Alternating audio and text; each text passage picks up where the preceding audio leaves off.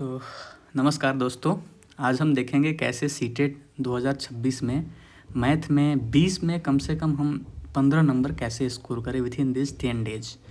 सबसे पहले हम देखेंगे कि मैंने कुछ टॉपिक्स लिस्टेड आउट किए हैं। Simple interest, compound interest, there are some topics. हमें इन टॉपिक्स को डिटेल में बिल्कुल नहीं पढ़ना है। हमें इन टॉपिक्स को क्या करना है कि सर्च करना है, like simple interest, compound interest. Google पर जाकर किसी ब्राउज़र को ओपन करके सर्च करना है और जो भी फार्मूलाज आए, जैसे सिंपल इंटरेस्ट का फार्मूला है P/R/T/100, उसे हमें याद कर लेना है। फिर कंपाउंड इंटरेस्ट निकालने का फार्मूला है, जैसे अमाउंट माइनस प्रिंसिपल। और अमाउंट कैसे निकालते हैं, A = P/1 + R/100 power n। ये सब फार्मूला हम याद कर लेंगे और 2-3 क्वेश्चन उस फार्मूले पे बना लेंगे। सिंपल लाइन्स एंड एंगल्स जाके सर्च करेंगे, जो भी लाइंस के रेज, लाइन सेगमेंट होते हैं उनके पढ़ लेंगे। एंगल्स जैसे लीनियर पेयर्स ऑफ एंगल होते हैं, एडजेसेंट एंगल्स होते हैं। लीनियर पेयर्स ऑफ एंगल के दोनों एंगल्स का सम क्या होता है, 180 होता है। और क्या करेंगे कि हमें पता है कि एक स्ट्रेट लाइन के एक तरफ एक पॉइंट पे जितने भी एंगल बनते हैं उनका सम 180 होता है। ये सब याद कर लेंगे और 2-3 क्वेश्चन उस पर बना लेंगे। परसेंटेज निकालना ज़रूर आना चाहिए, सिंपल परसेंटेज और कुछ नहीं। जैसे हमें कोई निकालने के बोल दे कि 4/25 को परसेंटेज में चेंज कीजिए, तो क्या करेंगे हम परसेंटेज में चेंज करने के लिए इसको हम 100 से मल्टीप्लाई कर देंगे। 25 4 = 100 इजंट इट। तो 4 × 4 हाउ मच परसेंटेज, 16%। तो ये हमें परसेंटेज निकालने आने चाहिए और कुछ नहीं, इससे ज़्यादा कुछ नहीं पूछता है सीटेट। और फिर हमें प्रॉफिट एंड लॉस, जैसे क्वेश्चन आ जाए कि अगर हम किसी पेन को 4 रुपये में ख़रीदते हैं और उसको 6 रुपये में बेच देते हैं तो कितना रुपए का प्रॉफिट होगा हमें। तो हमें पता है कि प्रॉफिट कितना रुपए का, 2 रुपये का प्रॉफिट हो रहा है। और 2 रुपये it is what percentage, percentage में पूछ दे प्रॉफिट, तो हमें परसेंटेज में निकालना आना चाहिए। क्या होगा परसेंटेज में निकालने के लिए, हमें 2 रुपये का प्रॉफिट हो रहा है, हमें कितने रुपये पे, 4 रुपये पे। इसको परसेंटेज में चेंज कर दें हम, तो कितना परसेंट हो जाएगा हमें, ये 25 हो जाएगा, इजंट इट। ये 25, तो 25 × 2 इट इज़ 50% का हमें क्या हुआ, प्रॉफिट हुआ। तो हमें ये सब बेसिक निकालने आना चाहिए और कुछ नहीं। और फिर हमें पूछ दे स्टैंडर्ड फॉर्म में लिखना, स्टैंडर्ड फॉर्म में लिखना ज़रूर आना चाहिए। जाके गूगल पे सर्च कर लो, जो बेसिक्स चीज़ें आ रही हैं स्टैंडर्ड फॉर्म के बारे में वो है पढ़ लेना है। उससे ज़्यादा कुछ डिटेल में पढ़ने की आवश्यकता है ही नहीं। स्क्वायर एंड स्क्वायर रूट के बारे में पढ़ लेंगे, क्यूब एंड क्यूब रूट के बारे में पढ़ लेंगे, प्राइम फैक्टराइजेशन कैसे करते हैं उसके बारे में पढ़ लेंगे, पाई चार्ट्स के बारे में पढ़ेंगे, वॉल्यूम सॉल्यूशन एरिया के बारे में जाके वॉल्यूम कैसे निकालते हैं, क्यूब, क्यूबाइड, स्फीयर, हेमिस्फीयर का, सिंपल कोण का कैसे निकालते हैं। कोण का जो वॉल्यूम होता है 1/3 होता है किसका, सिलेंडर के वॉल्यूम का। तो हमें ये आना चाहिए, 1/3 πr², where πr² is the volume of the cylinder of the same height.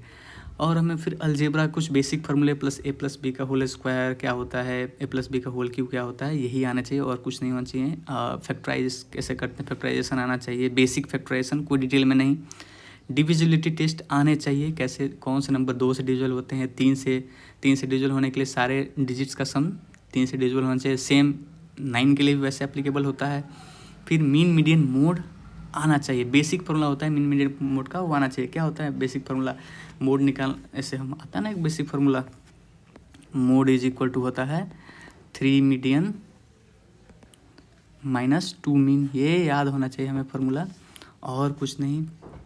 Range कैसे निकालते हैं, रेंज होता है क्या, कोई डाटा दिया हुआ है, उसका उस डाटे का सबसे बड़ा वैल्यू और उसका छोटा वैल्यू को माइनस कर देंगे, वही रेंज हो जाता है हमारे उस डाटा का। फिर हमें कोऑर्डिनेटर्स के बारे में, रूम्बस क्या होते हैं, पैरेललोग्राम क्या होते हैं, स्क्वायर क्या होते हैं, रेक्टेंगल क्या होता है, ये बेसिक चीज़ें हमें आना चाहिए। कोलेटरल के चारों एंगल का सम 360 होता है, ये आना चाहिए हमारे। पैरेललोग्राम का अपोजिट एंगल्स इक्वल होते हैं, रेक्टेंगल का हर एक एंगल 90 होता है, स्क्वायर का भी 90 होता है। डिफरेंस आना चाहिए, स्क्वायर कब स्क्वायर होगा, रेक्टेंगल कब रेक्टेंगल होगा, तो उनमें डिफरेंस पता होना चाहिए हमें। ट्रिपलेट, पाइथागोरन ट्रिपलेट होता है, जैसे 3 4 5, वैसे 3 नंबरों का ग्रुप जो पाइथागोरस थ्योरम को सेटिस्फाई करे उसको ट्रिपलेट बोलते हैं। जैसे 3 4 5 सेटिस्फाई करता है। ऐसे पॉलीहेड्रॉन में एक बेसिक फॉर्मूला आना चाहिए हमें, V + F = E+2। ये बेसिक फॉर्मूला हमें आना चाहिए पॉलीहेड्रॉन का। जैसे V is the vertex plus F is the face and = E is the edges +2। ये हमें आना चाहिए। कभी पूछ देता है V अगर 2 है और F 3 है तो ई का मान क्या होगा, ऐसे पूछ देता है वैल्यू। तो हमें ये आना चाहिए, ये जैसे हम पुट करेंगे इसमें और आ जाएगा। जैसे हमारे पास बी अगर क्या 2 है तो 2 प्लस एफ कितना है हमारे पास 3 है, sorry F plus F is equal to 3, और ई कितना है हमारे पास, ई हमें निकालना है और हमें यहाँ 2 पूछ दे, हमें ई निकालना है। तो ई क्या करेंगे, इधर हम माइनस कर देंगे तो 5 माइनस 2 कितना हो जाएगा, ई हमारा ई इज इक्वल टू हो जाएगा हमारा 3। तो ये हमें आना चाहिए, बेसिक्स निकालने आना चाहिए और कुछ नहीं। पॉलीहेड्रॉन जाके आप गूगल पे सर्च करें और बेसिक यूलर फार्मूला होता है, वो यूलर फार्मूला फॉर पॉलीहेड्रॉन, यही फार्मूला होता है, हमें याद होना चाहिए और कुछ नहीं। उसके बाद हमारे पास है डिफरेंस, ये हमारे मैथ के पेडागोगी में हेल्प करेगा। 1 नंबर क्वेश्चन यहाँ जरूर आता है। डिफरेंस बिटवीन थ्योरीज याद हमें पता होना चाहिए। कॉन्जक्चर क्या होता है, लॉ क्या होता है, पोस्टुलेट क्या होता है, एक्सियोम्स क्या होते हैं, स्टेटमेंट्स क्या होते हैं, थ्योरम क्या होते हैं, ये हमें आना चाहिए। फिर एचसीएफ और एलसीएम निकालने हमें आना चाहिए। एचसीएफ एलसीएम का बेसिक फॉर्मूला होता है क्या, अगर 2 नंबर का एचसीएफ और एलसीएम निकालना है ए और बी का, तो ये होता है A into B is equal to LCM of that LCM into HCF. ये दोनों नंबर का एचसीएफ और एलसीएम के गुने के बराबर होता है। ये हमें पता होना चाहिए और प्राइम फैक्टराइजेशन मेथड से भी सीख लेना चाहिए कैसे निकालते हैं हम।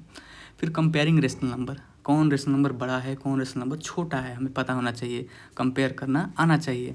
तो बेसिक्स जो होते हैं कंपेयर करने के वो पता होना चाहिए। अगर हमारे पास अगर डिनोमिनेटर सेम हो तो हम क्या करते हैं, जिसका नोमिनेटर बड़ा है वो नंबर बड़ा हो जाता है, जिसका छोटा है वो छोटा हो जाता है। अगर डिनोमिनेटर सेम ना हो तो हम उनको सेम करते हैं। सेम करने के लिए किसी ऐसे नंबर को चूज करते हैं, मल्टीप्लाई करते हैं नोमिनेटर डिनोमिनेटर में कि दोनों सारे के डिनोमिनेटर्स क्या हो जाए, इक्वल हो जाए। ये आना चाहिए हमें। सिंपल जाके गूगल पे सर्च कीजिए, जो जो चीज़ें आएंगी उन्हें पढ़ लीजिए, ज़्यादा डिटेल में जानने की ज़रूरत नहीं है। मैक्सिमम 2 से 3 दिन इस पे दीजिए और आपको 15 नंबर फिक्स हो जाएंगे।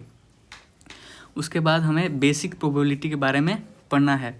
प्रोबेबिलिटी क्या होता है, सिंपल से मान लीजिए हमारे एक बोरे में 8 गेंद है, 8 गेंद में 4 गेंद ग्रीन है और 4 गेंद क्या है हमारे पास ब्लैक हैं। तो कोई पूछेगा कि अगर कोई लड़का उसमें से बॉल निकालता है तो ब्लैक बॉल आने का क्या प्रोबेबिलिटी होगा, तो क्या होगा, black ball total number of black balls कितने होंगे हमारे पास, 4 होंगे। तो 4 टोटल नंबर ऑफ बॉल कितने हैं, 8 हैं। तो 8 4 by 8 total number of ball by total number of sorry कितने ब्लैक बॉल है, 4 हैं। टोटल नंबर बॉल कितने हैं, 8 हैं। तो 4 बाई 8 यानी प्रोबेबिलिटी क्या हो जाएगा, 1/2। अगर कोई बच्चा उसमें से गेंद निकालता है उस बोरे में से तो ब्लैक बॉल आने का प्रोबेबिलिटी क्या हो जाएगा, 1/2 होगा। सिंपल। कोई परसेंट में पूछ दे कितना परसेंटेज होगा आने का प्रोबेबिलिटी, तो उसको 100 से मल्टीप्लाई करते परसेंटेज में चेंज करने आना चाहिए इनटू, तो 50% हो जाएगा, 50% प्रोबेबिलिटी है। तो सिंपल सब ये चीज़ें आने चाहिए और कुछ नहीं। आपको ज़्यादा समय नहीं देना, इसमें जाके रिसर्च नहीं करने लगना है। सिंपल जाके इन टॉपिक्स को गूगल पे सर्च करना है और जो जो आए प्रथम दृष्टया में जो जो फार्मूलेज आए उनको पढ़ लेना है और कुछ नहीं करना है। और किसी भी सेक्शन को, ये रामबाण है, किसी भी सेक्शन को 30 मिनट से ज़्यादा समय नहीं देना है। 30 मिनट में मैथ में जितने क्वेश्चन बने, 15 क्वेश्चन 10 क्वेश्चन बने, 10 बना के हमें अगले सेक्शन में मूव ऑन कर जाना है। फिर अगर लास्ट में समय बचे तब आएंगे मैथ बनाने। यानी कि मेरे कहने का मतलब जो जो क्वेश्चन कैलकुलेटिव ना हो, ज़्यादा कैलकुलेटिव ना हो, हमें दिख रहा है कि वो बन जाएगा हमसे लेकिन कैलकुलेटिव है। सीटेट का काम ही होता है, सीबीएसई का काम होता है कि फंसाना, कैलकुलेशन में फंसाना। तो जो जो सिंपल कैलकुलेशन वाले सवाल हैं उनको बना लें। ज़्यादा समय 5 मिनट से 10 मिनट एक क्वेश्चन पे कभी ना दें, 2-3 मिनट ही दें। उसके बाद हमारे पास क्या करेंगे हम, 30 मिनट से ज़्यादा समय किसी भी चीज़ों को नहीं देना है। और उसके बाद अगर चाहिए आपको तो मैं सोच रहा हूँ कि मैथ के पेडागोगी के बारे में भी 2-3 टॉपिक्स आपको बता दूँ, जहाँ से 4-5 नंबर आपको आ जाएंगे। और 4-5 नंबर जो होंगे 10 नंबर में 5 नंबर तो मैं बता दूंगा कहाँ से फिक्स टॉपिक से आएंगे, और 5 नंबर आपको आपके कंसाइंस, आपके सोच पर डेवलप कर थिंकिंग होता है। अगर आप पढ़ा रहे हैं तो बच्चों के लिए क्या बेस्ट तरीका होगा पढ़ाने का, क्या बेस्ट तरीका होगा किसी भी टॉपिक को इंट्रोड्यूस करने का, उससे आप मारेंगे। यानी गट फीलिंग से मारना है आपको। सबसे बुरे ऑप्शन को एलिमिनेट करके सबसे सटीक ऑप्शन को टिक मारना है। तो मैथ में हम चाहेंगे कि आप कम से कम 20 to 23 मार्क्स स्कोर कर लें। हमें 30 में 30 नहीं लाना है, हमें 18 नंबर लाना है कम से कम मैथ में। हम 20-25 नंबर 20-23 नंबर लाने की कोशिश करेंगे। Okay, thank you.